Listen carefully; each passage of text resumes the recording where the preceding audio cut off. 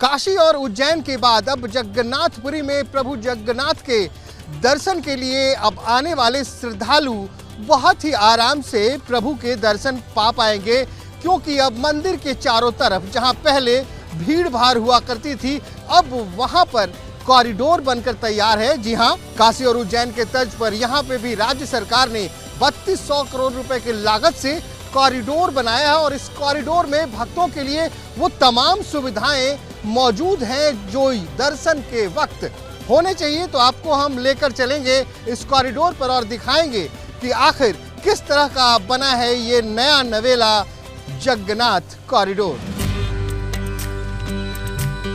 तो ये आप देख सकते हैं कि परिक्रमा पथ पे लगातार अभी भी काम चल रहा है। इस परिक्रमा पथ पे तकरीबन 1.5 किलोमीटर का ये पूरा रास्ता है। इस पे जो श्रद्धालु आएंगे वो पैदल मंदिर की परिक्रमा करेंगे और आप देख सकते हैं कि यहाँ पे तमाम तरह के जो भी बेसिक फैसिलिटीज़ लोगों को चाहिए होती हैं वो तमाम चीज़ें मुहैया कराई जा रही हैं। अगर आप यात्रा के क्रम में आपको किसी भी तरह की बेसिक एमिनिटीज जैसे वॉशरूम, टॉयलेट, इस तरह की तमाम सुविधाएं जो हैं वो जगह जगह बनाए गए हैं। क्लॉक रूम बनाए गए हैं, क्योंकि हम आपको बता दें कि यहाँ मंदिर में किसी भी तरह का कैमरा, किसी भी तरह का मोबाइल फ़ोन ले जाना वर्जित है। तो मंदिर में जाने के पहले आपको पहले ये होता था कि यहाँ पे जो प्राइवेट दुकानदार थे उनके पास जमा कराया जाता था और उसके बदले वो कुछ राशि आपसे लेते थे। लेकिन अब सरकार की तरफ से जब ये परिक्रमा पथ बना है, निःशुल्क क्लॉक रूम की व्यवस्था की गई है। तो आप देख सकते हैं ये जगन्नाथपुरी मंदिर का परिक्रमा पथ है और ये महत्वपूर्ण इसलिए भी है कि क्योंकि यहाँ पे हर साल लाखों लाख की संख्या में श्रद्धालु आते हैं और ख़ासकर जब रथ यात्रा का वक्त होता है उस दिन तो एक दिन में कई लाख लोग यहाँ पे आते हैं। और पहले ऐसा कई बार देखा सुना गया कि भीड़ में स्टैम्पिड की स्थिति हुई, बहुत लोगों ने अपने प्राणों की आहुति भी दे दी प्रभु के दरबार में, क्योंकि उस वक्त सुविधाएं नहीं होती थी, रास्ता सकरा था। लेकिन आप देख सकते हैं कि अब इस परिक्रमा पथ के बन जाने के बाद से ये रास्ता सुगम हो गया है। मंदिर के सामने से आने वाली 30 फीट की जो सड़क थी वो तकरीबन 75 फीट की हो गई है। देखिए, ये जो परिक्रमा प्रोजेक्ट जो आपने देखा होगा जो किया जा रहा है, पिछले करीब 700 सालों में ये जो श्री मंदिर है वहाँ पे इस तरह के कोई कार्य नहीं हुए थे। एंड जो ये परिक्रमा प्रोजेक्ट है, परिक्रमा प्रोजेक्ट ये एक फिज़िकल इंफ्रास्ट्रक्चर या आर्किटेक्चर का प्रोजेक्ट नहीं है। ये बड़ा ही इम्पॉर्टेंट प्रोजेक्ट है हमारे माननीय मुख्यमंत्री श्री नवीन पटनायक जी का, और उनके दूरदृष्टि का ये परिणाम है कि इस प्रकार का एक प्रोजेक्ट जगन्नाथपुरी में श्री मंदिर के पास हो रहा है।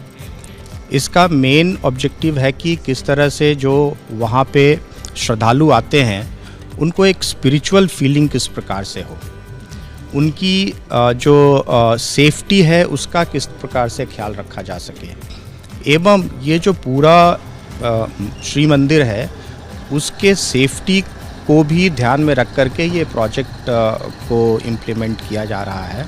हम लोग सब जानते हैं कि श्री जगन्नाथ टेम्पल हिंदू धर्म के 4 धामों में से मुख्य धामों में एक है और डेली यहाँ पे लाखों भक्त आते हैं और दर्शन करते हैं। कुछ साल पहले ये प्रोजेक्ट की परिकल्पना होने के टाइम पे यहाँ की जो मंदिर की दीवार है जिसको मेघनाथ पाचरी बोला जाता है वो बहुत ही कंजस्टेड और संकीर्ण अवस्था में थी और मंदिर के चारों तरफ बड़े बड़े होटल्स, रेजिडेंशियल हाउसेस, लॉजेस और कमर्शियल इस्टेब्लिशमेंट्स और रेजिडेंशियल इस्टेब्लिशमेंट्स थे। उनको हमारे माननीय मुख्यमंत्री जी ने एक योजना बनाई कि कैसे इस पूरी संकीर्णता को ख़त्म किया जाए। इसमें सबसे पहले तो मंदिर के चारों तरफ 75 मीटर का एक कॉरिडोर बनाया गया जिसको कि हम लोग परिक्रमा प्रोजेक्ट का नाम दिए हैं। उसके अलावा दूसरी जो चीज़ थी वो थी कि कैसे दर्शन व्यवस्था को इम्प्रूव किया जाए। इस परिक्रमा प्रोजेक्ट में जितनी भी चीज़ें ज़रूरी होती हैं दर्शनार्थी के लिए वो सारी सुविधाएं दी गई हैं।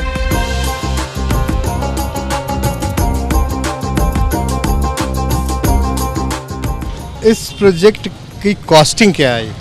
कॉस्टिंग तो पहला एग्रीमेंट था हमारा 330 करोड़ का, ये cost agreement Tata project limited वो लिया है इसका। इस परिक्रमा पथ में कौन कौन सी सुविधाएं भक्तों के लिए? देखो ये परिक्रमा प्रोजेक्ट का हमको 75 मीटर्स हम मेघनाथ पचेरी से लिया है।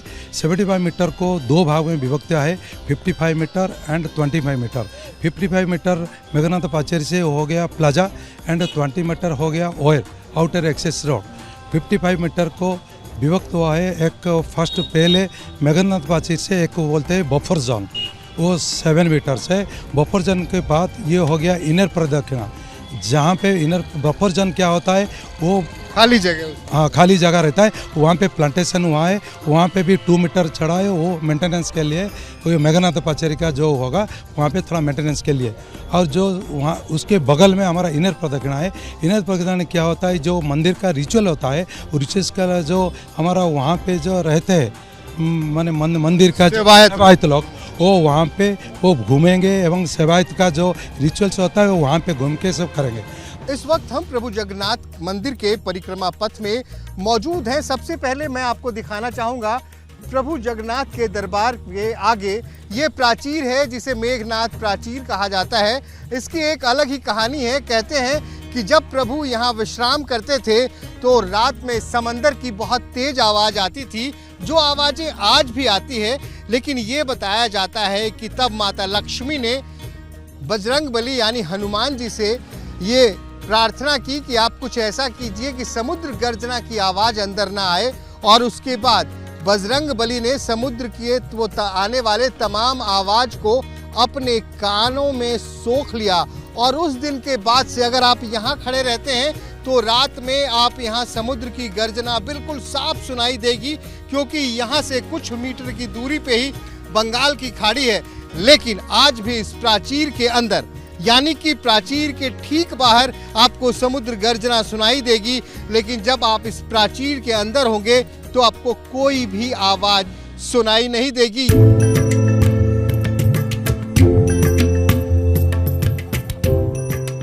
इस वक्त हमारे साथ मंदिर मैनेजिंग कमेटी के मेंबर दुर्गा दास जी हैं। नमस्कार। ये बताइए, अभी जब मैं यहाँ पे आया हूँ, कुछ महीने पहले भी आया था, तो ये पूरा इलाका भीड़ भाड़ जाम वाला था। अब देख रहा हूँ मैं सड़कें चौड़ी हो गई हैं, क्या हुआ है?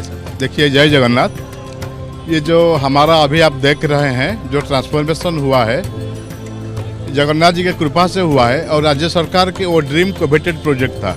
अब तो पहले आए हुए हैं, जो लोग पहले जगन्नाथ जी आए हुए हैं और देखे हैं कितना क्राउडेड था। मंदिर के आसपास में बिल्कुल मेघनाथ प्राचीर के आसपास में दुकान सब थे, मठ वगैरह, बहुत लॉजिंग हाउसेस वगैरह थे, जिसमें जो पब्लिक जो एम्बियंस उसमें नहीं था।